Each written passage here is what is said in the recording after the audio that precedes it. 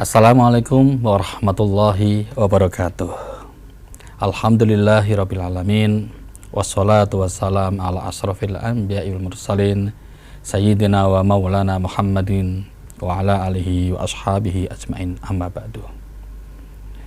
Saudara Kompas TV rahimakumullah, alhamdulillah kita jumpa lagi di Mutiara Iman bersama saya Nurul A'la. Insyaallah tema pagi ini adalah sabar. Saudara Kompas TV rahimakumullah, sabar disebutkan dalam Al-Quran sebanyak 103 kali, yang mana 41 disebutkan dalam bentuk isim dan 62 disebutkan dalam bentuk fi'il, yang artinya bahwa sabar ini bukan hal yang ringan, hal yang biasa, karena banyaknya disebut dalam Al-Quran sehingga dapat kita ambil kesimpulan sabar adalah hal sesuatu yang sangat besar, dan di situ disebutkan banyak fi'il atau kata kerjanya sehingga memberikan makna bahwa sabar harus dikerjakan. Saudara Kompas TV rahimakumullah, sabar dalam bahasa Arab ya dari fi'il madhi sabara yasbiru sabran fahuwa sabirun, yang artinya al-habsu atau menahan diri. Secara istilah bahwa sabar adalah menahan diri dari hal-hal yang diharamkan atau hal-hal yang dilarang oleh Allah Subhanahu wa taala, dan menahan diri untuk mengikuti perintah-perintah Allah, dan menahan diri untuk mengeluh, memprotes akan takdir atau hal-hal yang diputuskan oleh Allah Subhanahu wa taala. Saudara Kompas TV rahimakumullah,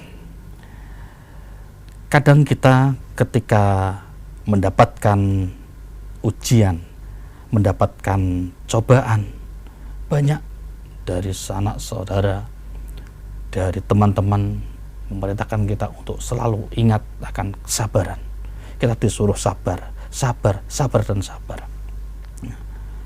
Benar adanya bahwa kita memang dalam di dunia ini adalah tempat di mana kita seolah-olah menjadi seorang murid yang terus belajar, dan jika ingin naik kelas harus ada ujian, dan untuk menghadapi ujian tersebut tentu kita harus bersabar. Jika kita bersabar dan mampu menghadapi cobaan ujian hidup ini, tentu kita akan naik kelas.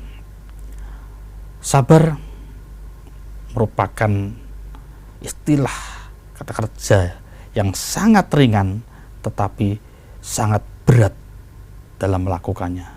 Begitu juga pahalanya tentu sangat besar, dan Allah memerintahkan kita untuk selalu bersabar. Sebagaimana firman Allah, A'udzubillahi minasyaitonirrajim, Bismillahirrahmanirrahim, wa basyiris sabirin alladzina idza asabathum musibatun qalu inna lillahi wa inna ilaihi rajiun. Yang artinya, bergembiralah bagi orang-orang yang bersabar, yaitu orang-orang yang ketika mendapatkan musibah, mendapatkan cobaan, mereka mengucapkan inna lillahi wa inna ilaihi rajiun. Sesungguhnya kami dari Allah, kepunyaan Allah, dan kembali ke Allah lah kami semuanya akan kembali kepada Allah Subhanahu wa taala.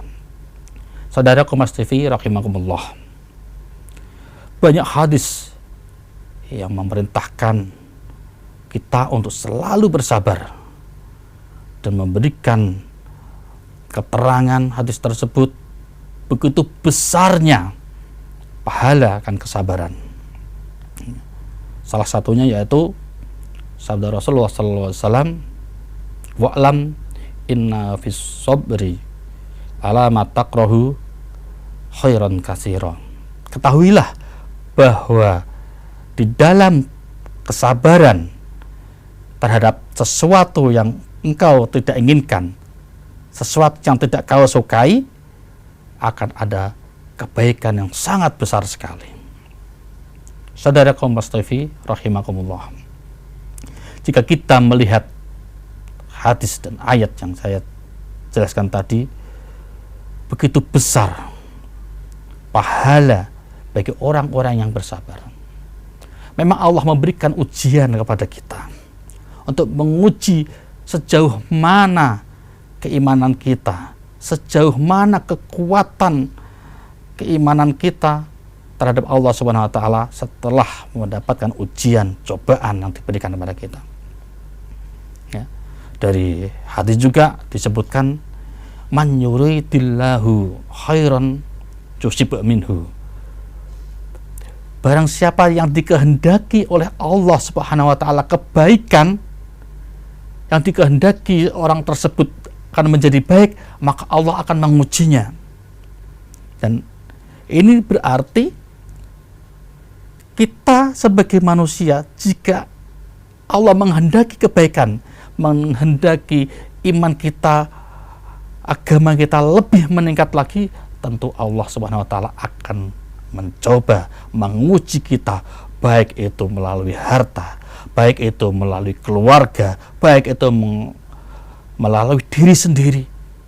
Banyak cobaan, tergantung kita bagaimana kita menghadapi cobaan itu. Kalau kita ingat ini, tentu kita kembali kepada Allah. Ingat kepada Allah bahwa ini adalah cobaan. Jangan sampai kita ketika mendapatkan cobaan, mendapatkan musibah, kita mencemooh, kita berkata kasar, bahkan kita suudzon kepada Allah Subhanahu wa taala. Jangan-jangan Allah Subhanahu wa taala enggak sayang sama aku. Jangan-jangan Allah Subhanahu wa taala tidak cinta pada umatnya.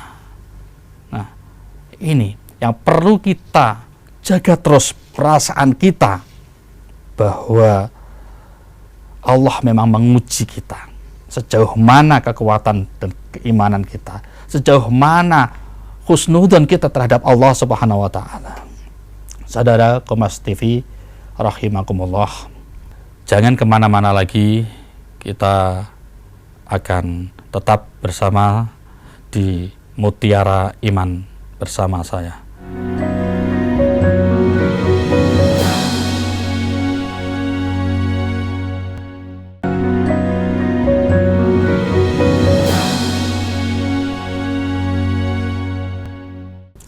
Jumpa lagi di Mutiara Iman bersama saya, Nurul A'la. Saudara Kompas TV rahimakumullah, sudah dijelaskan tadi bahwa dalam hidup di dunia ini memang seorang hamba tidak terlepas dari cobaan, dan kita dituntut untuk selalu bersabar. Ya, Rasulullah SAW menjelaskan dalam hadis bahwa sabar ada 3 macam. Yang pertama, as-sabru alal musibah, itu sabar ketika mendapatkan musibah. Ketika mendapatkan musibah, kita diperintahkan untuk bersabar. Kita terus berhusnudzon, jangan sampai kita bersuudzon kepada Allah, apalagi sampai mengumpat, berkata-kata buruk dan sebagainya. Kita ingat bahwa semuanya adalah takdir dan kehendak Allah. Inilah, dalam musibah ini kita benar-benar dituntut, baik itu cobaan diri kita, cobaan harta kita, cobaan keluarga kita, mungkin ada yang sakit, ada yang meninggal, dan semuanya cobaan itu macam-macam. Setiap orang mempunyai ujian dan cobaan sendiri-sendiri, maka kita diperintahkan untuk bersabar. Yang kedua adalah as-sabru ala ta'ah, sabar untuk tetap melaksanakan taat kepada Allah Subhanahu wa taala. Kalau yang pertama tadi ketika musibah, jelas kita disuruh untuk bersabar. Tapi yang kedua ini, sabar terus untuk melakukan kebaikan dan taat kepada Allah Subhanahu wa taala, terus beribadah kepada Allah Subhanahu wa taala. Ketika kita diperintahkan untuk sholat, kita bersabar, terus tetap menjalankan sholat. Kita diperintahkan untuk zakat, jangan kita terus protes, tetap bersabar untuk menjalankan perintah-perintah tersebut. Saudara Kompas TV rahimakumullah. Yang ketiga yaitu as-sabru alal maksiyah, yaitu sabar untuk tidak melaksanakan maksiat. Nah, ini yang sangat berat. Ketika kita ingin rasanya melakukan sesuatu yang dilarang oleh Allah, coba sadarkan diri kita untuk bersabar sehingga kita tidak melakukan maksiat tersebut. Dan sabar terhadap maksiat ini bisa kita hadapi dengan beberapa cara. Yang pertama, bahwa kita harus paham, kita harus sadar bahwa maksiat adalah perbuatan yang keji, maksiat adalah perbuatan yang dibenci oleh Allah Subhanahu wa taala. Jika kita sadar akan hal itu, tentu timbullah kesabaran pada diri kita. Ini yang pertama, yaitu harus tahu bahwa maksiat itu perbuatan yang tidak disukai oleh Allah Subhanahu wa taala. Selanjutnya, untuk meraih kesabaran menjauhi maksiat atau dosa-dosa terhadap Allah Subhanahu wa taala, yaitu khauf ilallah, yaitu takut kepada Allah. Takut kepada Allah ketika kita melakukan maksiat. Takut kepada Allah akan dosa-dosa yang kita lakukan, dan tentunya takut kepada Allah dan siksa-siksanya kelak ketika kita melakukan dosa-dosa dan maksiat tersebut. Cara yang selanjutnya yaitu dengan cara untuk selalu memotong, menghapus hal-hal yang bisa menimbulkan syahwat, hal-hal yang bisa menimbulkan nafsu untuk melakukan maksiat tersebut. Contohnya, kita ingin melihat lawan jenis sehingga kita muncullah nafsu. Kita harus sadar bahwa itu adalah dilarang oleh Allah SWT, dan caranya hindari hal-hal yang bisa menuju ke arah situ.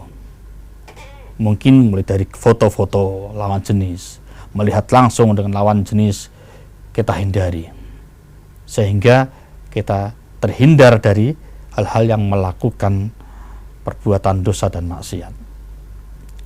Selanjutnya yaitu dengan cara kita membiasakan diri untuk selalu lapar dan sedikit makan. Karena dengan rasa lapar dan sedikit makan ini, tenaga kita akan berkurang dan tentunya nafsu kita pun berkurang, sehingga untuk melakukan dosa dan maksiat juga berkurang. Nah, itulah beberapa cara bagaimana kita bisa mencapai sabar dalam menghadapi, menjauhi kemaksiatan. Saudara Kompas TV rahimakumullah, sabar banyak sekali dicontohkan para sahabat, para tabi'in, para orang-orang soleh, bagaimana mereka dengan cobaannya selalu bersabar. Bahkan Nabi Ayub sendiri dijuluki Sayyidus Sabri, pimpinannya orang yang sabar, karena begitu besarnya cobaan Nabi Ayub sehingga Nabi Ayub sampai habis harta, keluarga, bahkan dirinya sendiri, tapi tetap berhusnudzon kepada Allah, berbaik sangka kepada Allah, dan selalu bersabar. Diriwayatkan bahwa ketika belatung-belatung yang memakan tubuhnya Nabi Ayub pada berjatuhan karena keroyokan memakan daging, sehingga Nabi Ayub mengambilnya lagi dan menaruhnya di tubuhnya, seraya mengatakan, jangan keroyokan, makanlah kalian, jangan berantem, jangan keroyokan. Dan Nabi Ayub selalu beribadah kepada Allah dalam keadaan cobaan seperti itu. Keluarga sudah habis, harta sudah habis, bahkan tubuhnya pun juga habis. Tinggal mulut dan hati Nabi Ayub terus berusaha untuk bersabar menghadapi cobaan tersebut. Maka layaklah bahwa Nabi Ayub mendapat julukan Sayyidus Sabr. Saudara Kompas TV rahimakumullah, jangan kemana-mana, tetap bersama kami Nurul A'la dalam Mutiara Iman.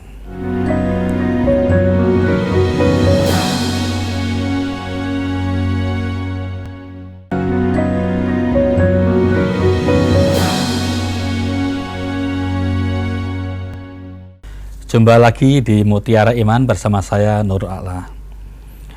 Jadi kesabaran tidak selalu kepada musibah, dalam ketaatan kepada Allah SWT, dalam menjauhi larangan-larangannya, menjauhi maksiat, itu juga perlu sabar.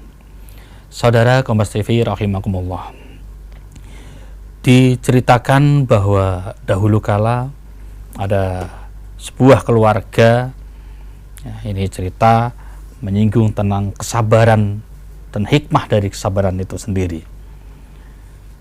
Ada sebuah keluarga kecil, ya, seorang suami mendapatkan kabar bahwa sebentar lagi ada temannya, sahabatnya yang akan berkunjung ke rumahnya. Demi memuliakan sahabat tadi, sang suami berpesan kepada istrinya untuk menyembelih kambing dan memasaknya dengan masakan-masakan yang lezat, karena suami akan belanja ke pasar, ke kota untuk belanja beberapa barang yang diperlukan untuk memuliakan sahabatnya tadi. Diceritakan bahwa setelah ditinggal suaminya ke pasar, ke kota, istrinya tadi memotong kambing yang dia miliki. Ketika memotong, anak-anaknya, ada 2 anak laki-laki, melihat bagaimana ibu memotongnya.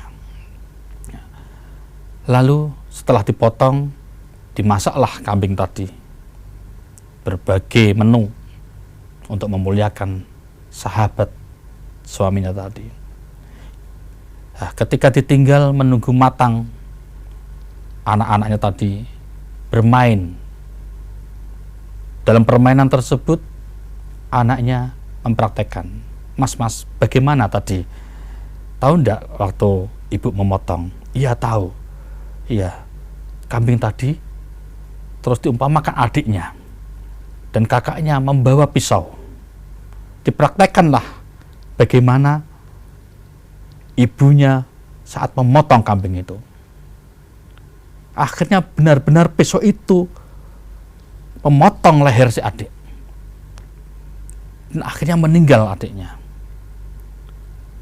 Nah, ketika itu ibunya mendengar jeritan adiknya.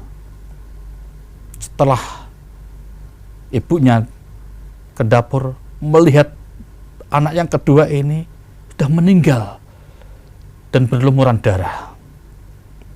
Dengan sabarnya si ibu tadi membawa anaknya yang meninggal, dibersihkan, dimandiin, terus dikafani, dan diletakkanlah di kamar. Karena si kakak takut dengan ibunya, si kakak lari kencang.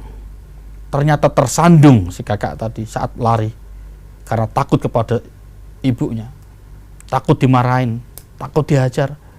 Ketika kesandung, si kakak malah masuk dalam dapur, masuk dalam tungku, dan di situ ada apinya, dan terbakarlah si kakak tadi sampai meninggal pula. dengan sabar si ibu juga mengurusi, mengambil kakaknya tadi, membersihkan, memandikan dan mengkafani. Diletakkanlah tadi kakak beradik di kamar, dan si ibu melanjutkan masaknya karena amanah dari suaminya, karena sebentar lagi sahabatnya akan datang dan perlu untuk menghormati, ya, menyuguhi dengan makanan-makanan yang lezat dan enak untuk sahabatnya. Setelah matang semuanya, ditata di meja makan. Tidak lama kemudian sang ayah pulang. Setelah pulang, tidak langsung diberitahu oleh istrinya. Oleh istri disuguhi minuman, dilayani, dibawain belanjanya, terus duduk dengan santai. Setelah santai, baru istrinya mengatakan, "Hei suamiku, mau bertanya." "Ya istriku, silakan, mau tanya apa?" "Begini suamiku, kalau ada orang yang titip barang, dan lalu yang titip itu mengambil barang tersebut, kira-kira bagaimana?" Jawabnya suami, "Tentu boleh, karena itu miliknya. Ya, kita harus mengembalikan, mengasihkan barang itu, karena kita hanya diberi amanah. Kita nggak boleh memilikinya. Ikhlaskan, karena itu barang mereka." Setelah dijelaskan, "Begini suamiku, ini tadi ketika saya masak, anak-anak melihat dan bermain, mempraktekkan bagaimana saya saat memotong kambing tersebut." "Lah terus bagaimana?" Sang suami kaget. "Sudah saya bersihkan, sudah saya kafani, sudah saya mandikan, sekarang mereka ada di kamar.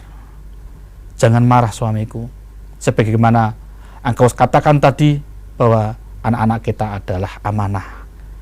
Ketika diminta oleh si punya, maka tentu kita akan memberikan. Benar istriku, kita hanya memberikan amanah. Apa yang diminta oleh pemiliknya, kita kembalikan. Begitu juga anak-anak kita.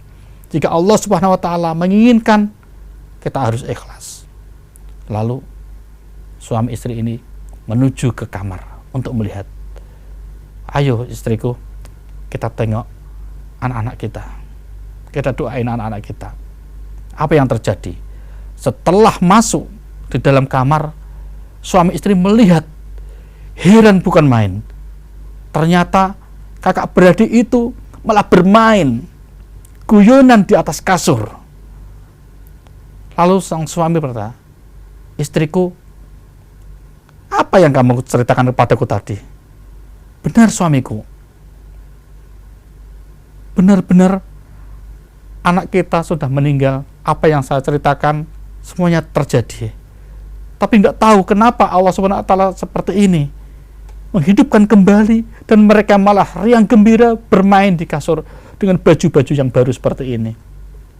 Nah, dari sekilas cerita seperti itu adalah fungsi, faedah, dan barokahnya ketika seorang melakukan sabar.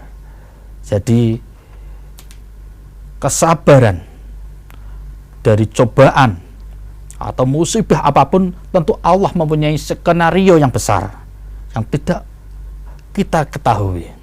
Seperti contohnya tadi, seperti itu. Ya. Maka perlu terus kita memupuk diri kita untuk bisa selalu bersabar.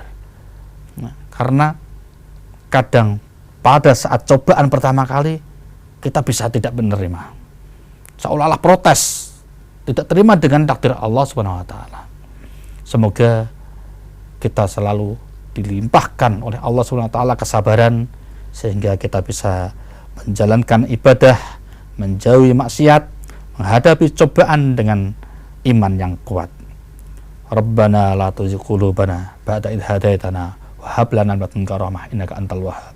Allahumma aslih dinana alladhi huwa ismatu amrina. Allahumma aslih dunyana alladhi fiha ma'asuna. Allahumma aslih akhiratana alladhi fiha ma'aduna. Allahumma ja'alil hayata hiyadatan lana fi kulli khairin waj'alil mauta rahatan lana min kulli syahrin. Rabbana atina fid dunya hasanah wa fil akhirati hasanah wa qina adzabannar. Subhana rabbika rabbil izzati amma yasifun wa salamun alal mursalin walhamdulillahi rabbil alamin. Saudara, tetap bersama saya di Mutiara Iman, bersama kami di Kompas TV. Kecintaan kita semuanya. Saya undur diri. Wassalamualaikum warahmatullahi wabarakatuh.